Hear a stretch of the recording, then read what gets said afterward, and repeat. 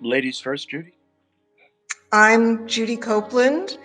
The film is my father's fabulous funeral, and I produced it along with Mark, wrote the story, and played Mark's sister. Hi, I'm Mark Stolzenberg. I wrote the screenplay for my father's fabulous funeral, and I was a co-producer, and I directed the movie, and was the one, and I acted in it. I played Judy's brother.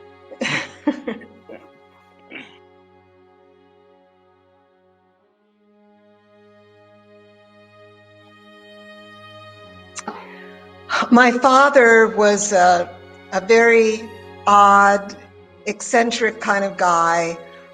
He had a great self-deprecating sense of humor, and he really did love bargains. He was a Depression-era baby, and he really loved finding coins on the ground, and he loved going to vending machines and trying to pull out any coins he could find.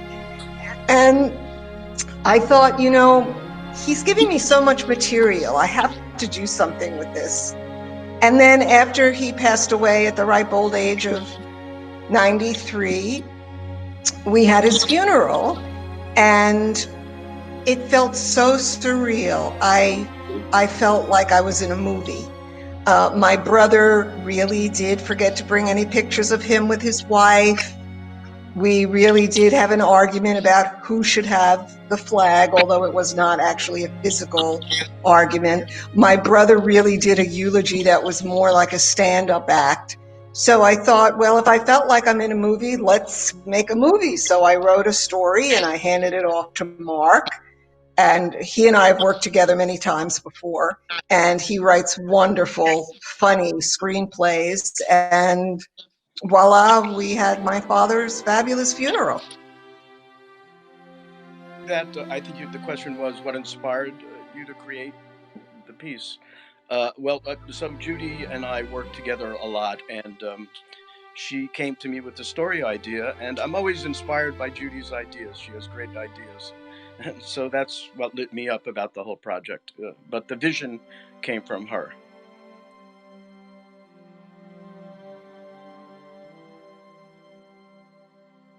I guess I'll take that one. So we had a couple of challenges. The biggest one was probably the scene we shot in the cemetery, because it was a Sunday and the cemetery office was closed, and it was 99 degrees outside, literally. So we're standing, shooting a film. There's a lot of hurry up and wait, stand around, and even get things ready, do it again, do it again, do it again. So we're in 99-degree weather in the cemetery, and so we had to find a way to create dressing rooms out of our cars and turn the air conditioning on. And we had to go to the Wendy's across the street to use the restrooms. So I mean, that was our biggest challenge that particular day.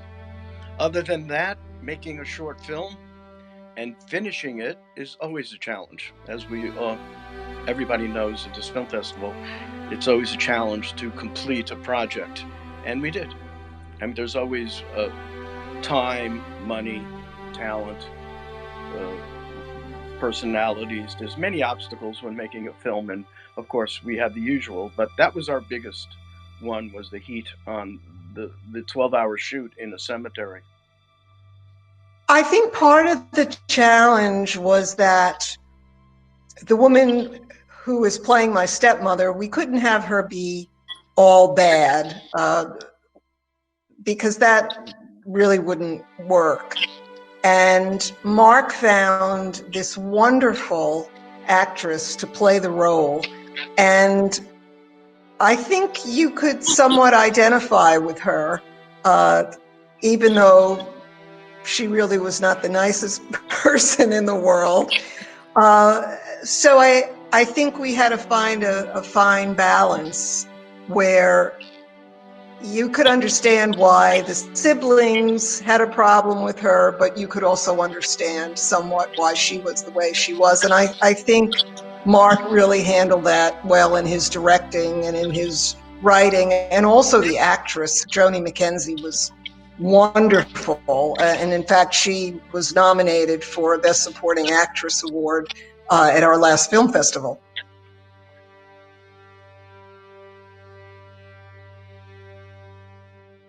Well, go ahead, Judy. Yeah. I think first and foremost, we wanted people to be entertained by it. We wanted people to really laugh at it.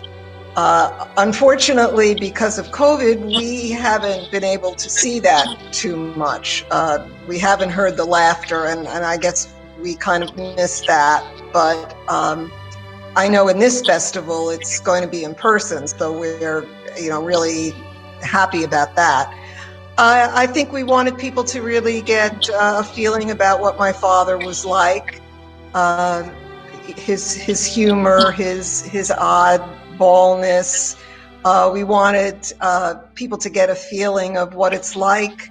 A lot of people are in a situation where there's a new family dynamic when a parent remarries, and it's not always easy.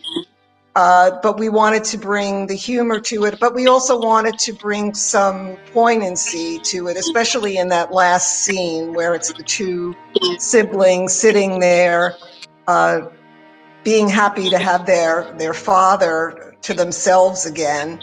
And I thought Mark just did a wonderful job writing that last scene. In fact, that is my very favorite scene in the film. Yeah. Mark? Yeah, sure. Well, as Judy said, I mean, it's basically a comedy, and we're trying to entertain people, which I think we have.